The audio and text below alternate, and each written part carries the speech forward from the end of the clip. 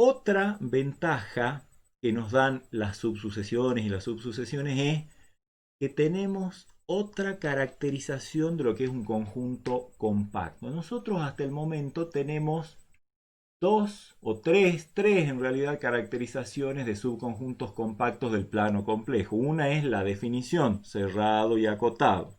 Otra, la que viene del teorema de Heine-Borel, cualquier cubrimiento por abiertos tiene subcubrimiento finito. Y otra es una que hemos visto en el capítulo de topología que dice, un conjunto es compacto y solo si todo subconjunto infinito tiene un punto de acumulación como conjunto, ¿no? Bueno, ahora vamos a agregar otro criterio de compacidad basado en sucesiones. Un conjunto es compacto si solo si cualquier sucesión en K tiene un punto de acumulación en K. O sea, un conjunto K es compacto cuando sí, solo si yo tomo cualquier sucesión de K y esa sucesión tiene un punto de acumulación en K, es decir, tiene una subsucesión convergente, pero convergente a algo de K. Veamos la demostración. Para la ida, mi hipótesis es que K es compacto y mi tesis es que cualquier sucesión en K tiene un punto de acumulación en K. Entonces, si me piden demostrar que para cualquier sucesión pasa tal cosa, tomo una sucesión cualquiera en K y tengo que tratar de deducir que esa sucesión tiene un punto de acumulación en K. Le vamos a llamar E al campo de variabilidad de la sucesión, es decir, al conjunto de valores que son asumidos por los términos de la sucesión.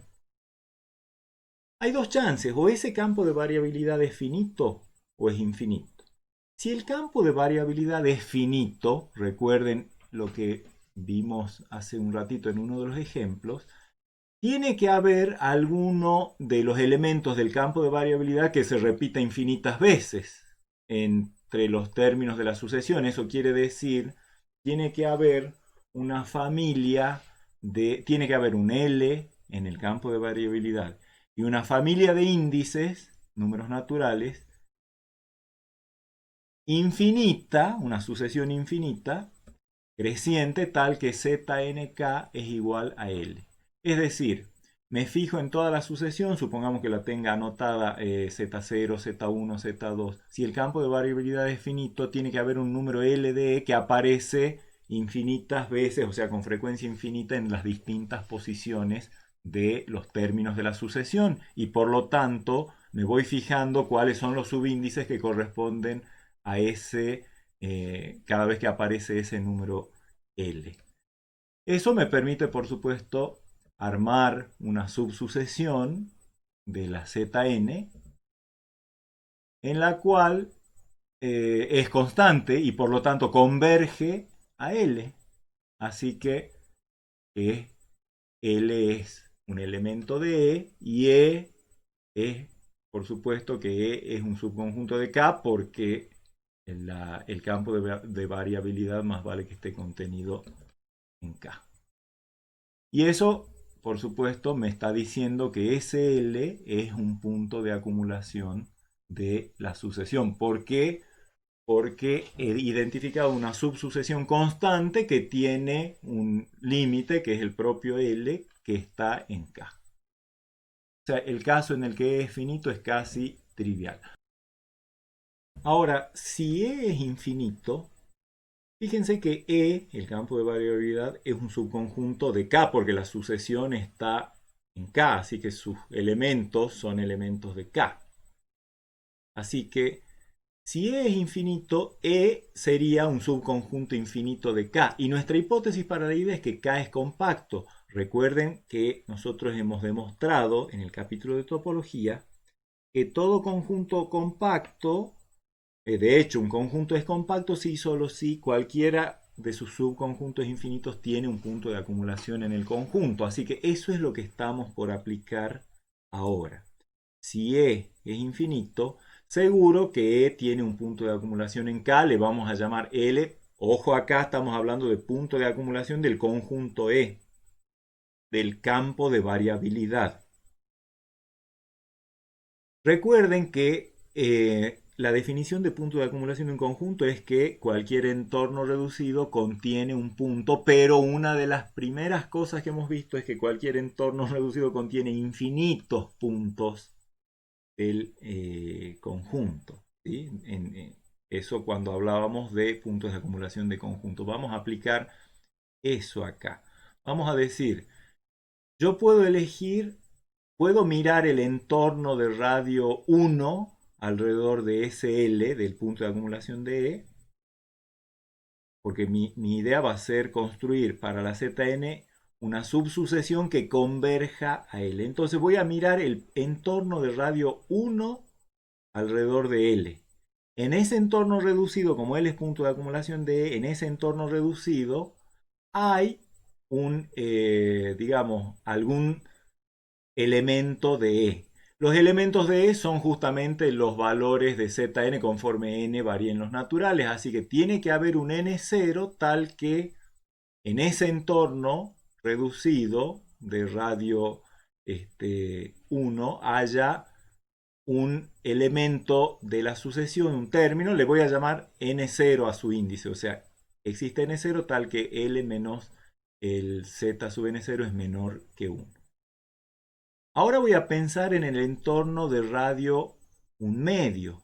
Ese entorno de radio 1 medio contiene infinitos puntos del conjunto E, por lo tanto voy a elegir alguno, por ser infinito puedo elegir subíndices tan grandes como quiera, particularmente mayor que n0, tal que la distancia desde L hasta Zn1 sea menor que 1 medio, es decir, voy a elegir un término de la sucesión Zn con subíndice suficientemente grande como para que el correspondiente elemento del campo de variabilidad esté en el entorno de radio 1 medio alrededor de L. Y así continuando, para cada k elijo un n sub k mayor que el n sub k menos 1 anterior, tal que el correspondiente término de la sucesión Znk esté a distancia de L menor que 2 a la menos k. Me voy a fijar en el entorno de radio L alrededor de 2 a la menos k. Tiene infinitos términos,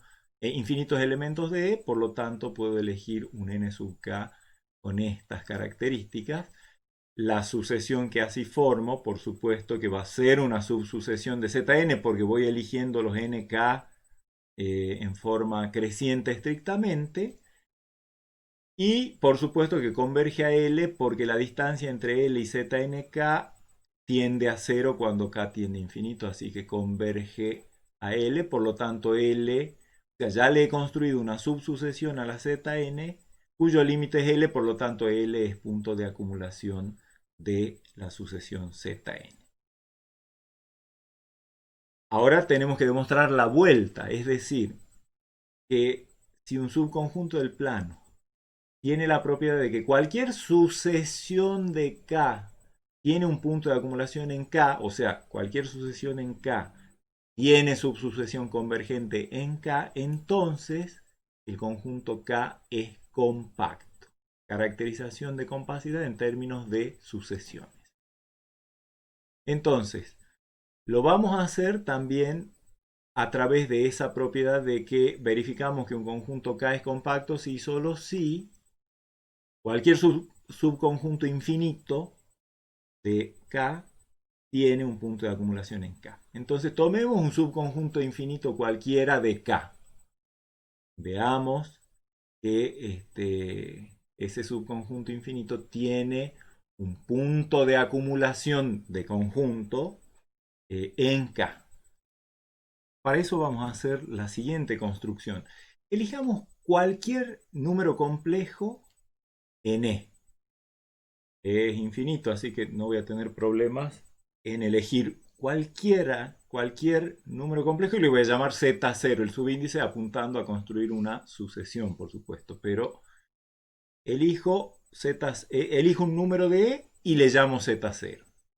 Luego, como E es infinito, puedo elegir para cada n mayor o igual que 1 un número complejo que le voy a llamar Zn que esté en E, pero que no sea ninguno de los que tomé antes hasta n-1. O sea, por ejemplo, elijo Z0 en E, luego elijo Z1 en E que no sea el Z0, luego elijo el Z2 en E que no sea ni el Z0 ni el Z1 y así sucesivamente. Elijo Zn en E que no sea ni el Z0 ni el Z1 ni así hasta el Zn-1. En otras palabras, fíjense que estoy armando un conjunto E en el que los elementos tienen un subíndice y el correspondiente elemento no se repite, o sea, ningún ZJ va a ser igual a ningún ZK si J es distinto de K. ¿Se entiende cómo es el criterio, no? Elijo primero Z0 al que me importa, luego Z1 en E que no sea el Z0, luego Z2 en E, que no sea ni el Z0 ni el Z1 y así sucesivamente. Siempre lo voy a poder hacer porque esto es un conjunto finito y el E es un conjunto infinito, así que siempre voy a poder hacer esa elección. Ese conjunto, o sea, si ahora pienso en los Z sub J que he ido tomando como una sucesión, va a ser una sucesión en E, que es una sucesión en K. Y la hipótesis para la vuelta es que cualquier sucesión en K tiene un punto de acumulación en K. O sea, esta Zn tiene un punto de acumulación, le llamemos L, en K. Así que, fíjense, SL es el candidato a ser punto de acumulación de E. Para eso vamos a ver, tomemos un R arbitrario y voy a pensar en el entorno de radio R alrededor de L. Sabemos, por ser punto de acumulación L de la sucesión Zn, sabemos que el entorno de radio R alrededor de L contiene infinitos términos de Zn. Entonces eso quiere decir que hay un montón de subíndices n para los cuales Zn ya está en ese entorno. La gracia es que voy a elegir un Zn que no sea el L. Yo no sé si L está o no digamos, en el conjunto, en el campo de variabilidad de la Zn. Pero si está, está gracias a que un solo término toma L y por lo tanto, como en este entorno tengo infinitos términos, elijo uno y si por desgracia resulta ser L, bueno, no importa, seguro que consigo otro porque hay infinitos términos que no sea L, consigo otro que no sea L. Así que fíjense, ese Zn está en E, obviamente, y no es L porque así lo elegí, por lo tanto, Zn está en el entorno reducido de radio R alrededor de L, porque está en el entorno de radio L y no es L, así que está en el entorno reducido, está en E y por lo tanto está en E porque cada Zn está en E. Así que Zn está en E y está en el entorno reducido porque no es L y por lo tanto he demostrado que cualquier entorno arbitrario alrededor de L contiene un punto de E. Y por lo tanto SL es un punto de acumulación del conjunto E y E tiene punto de acumulación, que era lo que quería probar para mostrar que K era compacto. Tomé un subconjunto infinito. Vi que ese subconjunto infinito tiene punto de acumulación en K, por lo tanto K es compacto, una de las caracterizaciones de compacto. Hay una relación entre la convergencia de sucesiones y la continuidad de funciones, que es lo que vamos a tratar de explicar ahora. Si yo tengo una función que va desde algún subconjunto D de los complejos hacia los complejos y una sucesión en D,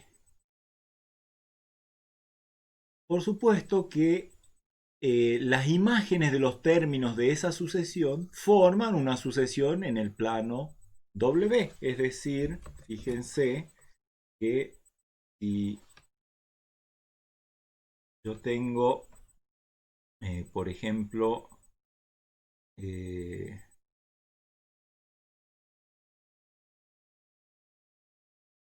yo tengo aquí el conjunto D, ¿sí? El dominio de definición de una función en el plano Z, Y tengo una sucesión Z0, Z1, esa sucesión sin salirse de D, y así sucesivamente. Por lo tanto, las imágenes de esos elementos, f de Z0, f de Z1, f de Z2, estos van a formar una sucesión, también una sucesión de números complejos.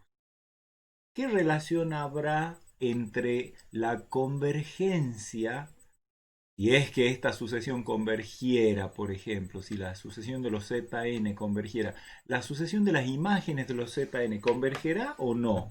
Bueno, investiguemos eso. Fíjense que entonces nos proponemos investigar la relación entre la convergencia de la sucesión Zn y la de las imágenes de los términos de Zn. Por supuesto que lo vamos a hacer primero a través de ejemplos. Supongamos que la sucesión Zn sea menos 1 a la n, o sea, menos 1, 1, menos 1, 1, menos 1, 1, y que la función sea función constantemente i, o sea, a todo el plano complejo, acá D es el plano complejo, a todo el plano complejo lo manda a parar al conjunto i. La sucesión Zn no es convergente porque, como les digo, es menos 1, 1, menos 1, 1, que no converge. Oscila entre menos 1 y 1. Pero, sin embargo, la sucesión de las imágenes, ¿quién es? I, todos f de Zn vale i para todo n, por lo tanto es la sucesión constante i. Así que ahí tenemos un ejemplo de una sucesión que no converge, pero que la sucesión de sus imágenes sí converge. Vean este otro ejemplo. Supongamos que tomamos la sucesión menos 2 a la menos n. O sea, digamos sería, va a tener signos alternantes, positivo, negativo, negativo, y ahí es como que tuviera un 2 a la n en el denominador, así que un medio, un cuarto, etcétera, etcétera. ¿Sí? Y que la función f de z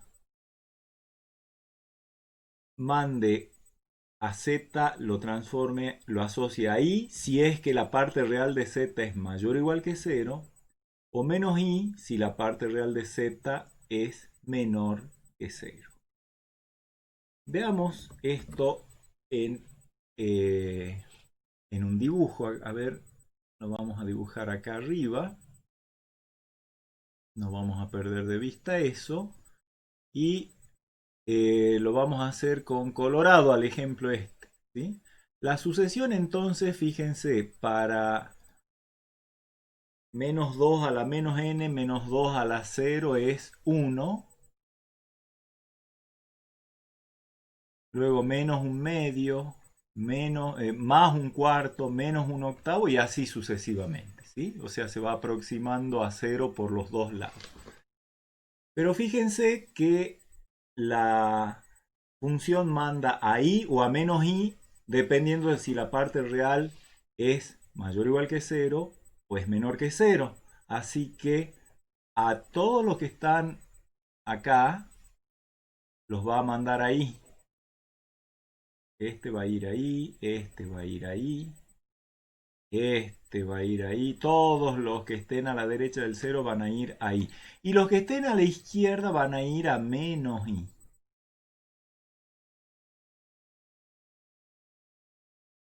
Entonces fíjense, la sucesión menos 2 a la menos n converge a 0. Sin embargo, las imágenes van a estar saltando entre menos i e i. O sea que tenemos una sucesión convergente cuya sucesión de imágenes no es convergente. ¿Sí? Eso es eh, lo que acabamos de decir. F de Zn no converge porque tiene dos puntos de acumulación que son i y menos i. ¿Qué relación habrá entonces entre la convergencia de una sucesión en el dominio de una función y la convergencia de las imágenes de los términos de esa sucesión a través de la función. La respuesta la da este teorema, que al principio les va a parecer un poquito técnico, pero que en realidad uno lo puede enunciar coloquialmente de manera fácil y acordárselo bien, y que da consecuencia un corolario importante, da lugar a un corolario importante. El teorema dice, si uno tiene una función definida en algún dominio, un punto de acumulación del dominio y un número L, número complejo. El teorema se propone decir bajo qué condiciones esta función tiene el límite L cuando la variable z tiende a B. Y la respuesta es la siguiente. El límite de f de z cuando z tiende a B es L. Si solo si cualquier sucesión en D menos B que converja a B, las imágenes de sus términos bajo la función f convergen a L. Eso lo podemos dibujar y con ello vamos a poder ver, digamos, un enunciado más coloquial. Acá tengo una función que va de un conjunto D hacia los complejos. Acá está B, punto de acumulación de D, y acá está L. Sabemos lo que quiere decir que el límite de f de z cuando z tiende a b es L, el famoso para cada epsilon hay un delta, etcétera, etcétera. El teorema este nos dice, es cierto que la función esta f va a tener límite L cuando z tiende a b, sí, solo si cualquier sucesión en D menos B, o sea que no lo tenga B como término. Pero cualquier sucesión que converja a B, le mires los transformados a los términos de la sucesión, ¿sí? Y esa sucesión de transformados converja a L. Eso es lo que dice el teorema este que vamos a demostrar ahora. ¿De acuerdo? Es decir, el límite es L si solo si toda sucesión que converja a B tiene límite de transformados igual a L. Es un criterio basado en sucesiones que después nos va a servir para caracterizar a las funciones continuas. ¿Cómo demostramos este teorema? Tiene siempre una ida y una vuelta. Para la ida, yo tengo como hipótesis que la función converge, la función tiene límite L cuando z tiende a B. Y tengo que mostrar que cualquier sucesión en este conjunto que converja a B tiene límite L, las imágenes de los términos de la sucesión. Entonces tomamos una sucesión cualquiera en D menos B que converja a B. Yo tengo que mostrar que la sucesión de las imágenes de los términos bajo la función f, de los términos de la sucesión bajo la función f, converge a L. Entonces lo voy a hacer tomando un epsilon y encontrando, digamos, algún n. Yo sé que correspondiente a ese epsilon, por la existencia del límite, correspondiente a este epsilon existe un delta tal que si z está en el dominio de la función y en el entorno reducido de radio delta alrededor de B, entonces la evaluación de la función difiere en L en módulo menor que epsilon. La pura definición de límite de f de z cuando z tiende a B que sea igual a L. ¿De acuerdo? Ahora, correspondiente a ese delta positivo, hay un n a partir del cual la sucesión zn ya se metió en el entorno de radio delta alrededor de B. Es decir, existe un n en n tal que para todo n mayor o igual que n la sucesión está a distancia del límite de la sucesión, que es B, menor que delta. Y Por lo tanto, para cualquiera de esos n, se va a cumplir que el valor de la función evaluado acá menos el límite va a ser menor que epsilon. Y eso no es otra cosa que decir que el límite de las imágenes de los términos de la sucesión Zn bajo f es L. ¿De acuerdo? Así, sencillo nomás es, porque si los términos de Zn se acercan a B y yo sé que cada vez que estoy cerca de B, f de z está cerca de L, bueno, tengo que f de Zn para n suficientemente grande está cerca de L. Porque Zn para n suficientemente grande está cerca de B. Así que eso demuestra la ida. Y la vuelta la vamos a hacer por contrarrecíproca, es decir, vamos a suponer que el límite de f de z cuando z tiende a b no es L, y vamos a demostrar que hay una sucesión que converge a b, pero cuyo límite no, de f de zn no es L. O sea, yo para la vuelta tendría la condición a la derecha implica la de la izquierda, o bien la negación de esta implica la negación de esta. La negación de esta es suponer que límite de f de z cuando z tiende a b no es L.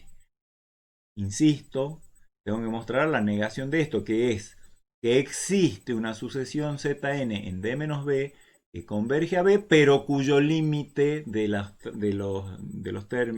imágenes de los términos no es L. Eso es lo que tengo que mostrar. O sea que tengo que construir una sucesión. Como el límite no es L, por la definición epsilon delta del límite, si el límite fuera L, sería que para todo epsilon existe delta. Si el límite no es L, quiere decir que existe un epsilon tal que para todo delta hay algún punto en el dominio que está en el entorno reducido de radio delta alrededor de B, pero que su distancia, la distancia del evaluado por f en z a L es mayor o igual que epsilon. Esto es ni más ni menos que la negación de la definición de lo que significa límite de f de z igual a L. En particular esto dice para todo delta pasa esto, en particular voy a considerar los delta de la forma 2 a la menos n. Son números positivos, así que para n igual a 0 vale 1, para n igual a 1 vale un medio, para n igual a 2 vale un cuarto y así sucesivamente. O sea, si para todo delta positivo pasa algo, en particular ese algo va a pasar para cuando el delta tenga la forma 2 a la menos n, donde n es un natural. Entonces, para todo n natural, existe algún punto que le voy a llamar Zn para reflejar la dependencia con n, que está en el dominio y tal que la distancia de ese Zn a b es mayor que 0, menor que 2 a la menos n, pero f de Zn menos L en módulo es mayor o igual que epsilon. O sea, esto es una particularización de esto para el caso en el que delta tiene la forma 2 a la menos n, que es un número positivo. Eso Zn evidentemente es una sucesión en el dominio, y como todos los Zn están en el entorno reducido, quiere decir que Zn está en D menos B. O sea, ningún Zn vale B, así que esta es una sucesión en D, ninguno de sus términos vale B, o sea, es una sucesión en D menos B. Y cumple efectivamente que esa sucesión Zn tiene el límite B, porque el límite de la distancia desde los Zn hasta B es 0. 2 a la menos n se va a 0 cuando n tiende a infinito, así que el límite de Zn cuando n tiende a infinito es precisamente B. Pero por supuesto que entonces no puede ser que el límite de f de z sub n sea igual a L. ¿Por qué? Porque eso exigiría que la distancia de f de Zn a L se achique tanto como uno quiera, pero acá estamos viendo que a partir de que para todo n natural, el f de Zn está a distancia mayor o igual que epsilon de L, por lo tanto esto, digamos, no se produce la convergencia de f de Zn a L. Y por lo tanto el límite de f de Zn es distinto de L, y eso es lo que quería probar para probar la contrarrecíproca de la vuelta, que es esta. Y eso da lugar, como les decía, a un corolario muy importante porque es otra caracterización de la continuidad de una función. Si uno tiene una función definida en algún conjunto D y un punto de su dominio, resulta que vamos a ver una caracterización entonces de continuidad de la función en B a través de este enunciado. Las dos condiciones siguientes son equivalentes. Función f continua en B, dice este enunciado, eso es equivalente a pedir que toda sucesión en D menos B que converja a B cumpla que el límite cuando n tiende a infinito de los f de zn sea f de B. O sea, en otras palabras, esto lo que dice es cuando una función es continua en B, el límite de f de zn es lo mismo que f del límite de zn que es B. Y por lo tanto es como que cuando no siempre uno puede intercambiar el proceso de tomar límite con evaluar una sucesión, digamos, f, límite de f de zn no necesariamente es igual a f del límite de zn. Piensen en el ejemplo ese que vimos hace un rato, que la sucesión zn tenía límite 0, pero la sucesión, las imágenes oscilaban. ¿Qué pasaba allí? La función no era continua. Este enunciado nos está diciendo que cuando la función es continua, límite de f de zn es lo mismo que f del límite de zn. Y la demostración tiene dos partes. Un caso trivial, pero que lo tenemos que ver, y un caso no trivial, pero que es justamente lo que nos, por aplicación del teorema que acabamos de demostrar, se termina cumpliendo. El caso trivial es, ¿qué pasa si B es un punto aislado de D? Bueno, recuerden que automáticamente la función f es continua en cada uno de los puntos aislados de su dominio, así que esto sería, en este caso, esto es verdadero, y esto también porque ¿puede haber una sucesión en D menos B que converja a B? No, no puede porque al ser B un punto aislado de D, recuerden que si yo quisiera una sucesión en D menos B que converja a B, tendría que haber puntos arbitrariamente cerca de B. Pero como es un punto aislado, no puede haber puntos en D menos B arbitrariamente cerca de B. Así que si f, si B es punto aislado, esta es verdadera, porque ya sabemos que toda función continua, todas funciones continuas en los puntos de su dominio que sean aislados. Y esto me está diciendo, todas las sucesiones convergentes tienen que cumplir tal cosa. Como no hay ninguna, esto se cumple trivialmente. Entonces, si B es un punto aislado de D, no hay sucesiones en D menos B que converjan a B, por lo que esta condición se cumple trivialmente. Y la primera condición sabemos que es trivial, las dos proposiciones son verdaderas, por lo tanto son equivalentes. Y si B es un punto de acumulación, entonces ya no es aislado, y si no es aislado tiene que ser un punto de acumulación de D. Nosotros sabemos que f es continua en B, recuerden que en los casos estos la continuidad se reducía a ver que el límite de la función existe, que la función está, se puede evaluar en B y que ambas cosas son iguales. Bueno, pero esto, el límite de una función cuando z tiene algo, este valor L sí, solo sí, para cualquier sucesión en D menos B que converja a Zn, perdón, a B, el límite de f de Zn es igual a este L. O sea, esta es la aplicación del teorema que acabamos de demostrar. Y esto, como les digo, es importante porque dice si una función es continua en un punto, toda sucesión del dominio tal que no contenga como término a B va a toda sucesión del dominio que converja a B va a tener sucesión, las imágenes de los términos a través de F van a formar una sucesión que converge. Y esto es importante, como les digo, porque caracteriza a las funciones continuas. Una función es continua si solo si cualquier sucesión, continua en B si solo si cualquier sucesión convergente a B tiene imágenes de términos que convergen a f de B. Y de esta manera terminamos nuestro estudio de las sucesiones complejas. Tenemos varias definiciones, varias propiedades que vamos a aplicar en lo sucesivo. La clase que viene vamos a ver esas especiales sucesiones que se llaman series de números complejos. Vamos a ver algunas analogías, pero también conceptos nuevos que aparecen gracias a nuestro estudio en el campo complejo. Y también vamos a empezar a ver ya sucesiones y series, pero no numéricas, sino sucesiones y series funcionales en las que el enésimo término depende no solo de n, sino también de algún número complejo z, o sea, interviene una variable compleja allí en las sucesiones y series funcionales. Todo eso vamos a estar viendo la clase que viene. Hasta entonces.